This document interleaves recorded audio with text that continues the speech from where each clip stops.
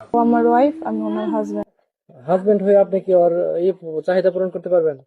আমি তারে পছন্দ করি, তাই তার কাছে আইছি। না, ও চলে যাও আর ও যাইবো না, ওরে যাইতে দিলেও আমি, ও যাইতে চাইলেও দেন যাবই না, এটাই হয়েছে কথা। টিকটক থেকে অনলাইন টিকটকে থেকে। ওরে ভালো লাগে তাই ওর কাছে আইছি। আমি গাজীপুর থেকে আইছি, আমার দেশের বাড়ি কিশোরগঞ্জ। ও আমার ওয়াইফ, আমি ওনার হাজবেন্ড। ছোটবেলা থেকে এরকম ছিলাম, মেয়েদের প্রতি আসক্ত, গুরুত্ব দিতাম না। দেন সংসার অশান্তি বাজার পরে এখন আর কি গুরুত্ব দিচ্ছে।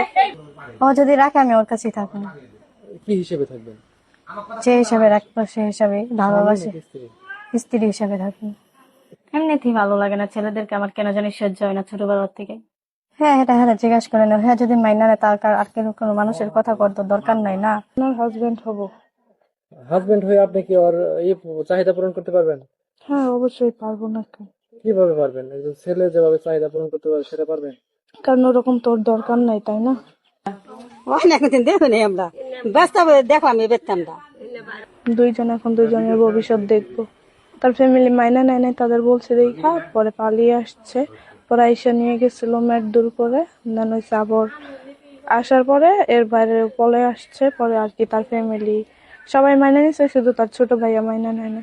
ফার্স্ট টাইম এমনি আর কি করে আমি, ও বলছিল যে আমরা ফ্রেন্ড হয়ে থাকবো, আমি পরে এমনি 2 দিন বউ বউ বলে ডাকতাম। পরে হঠাৎ করে অফ করে দিছে, পরে কয় বউ বলে ডাক দাও, না বললে ভালো লাগে না। এরপরে বলছি তাহলে কবুল বলো, পরে কবুল বলছে, আমিও বলছি। এরপরে থেকে এভাবেই সম্পর্ক চলতে চলতে পরে একদিন নিয়ে আসছি। এখন চাকরি করব, চাকরিতে যতটুকু সাধ্য হয় ওরে চালানো সুখী রাখার জন্য, ওটা দায়িত্ব আমার।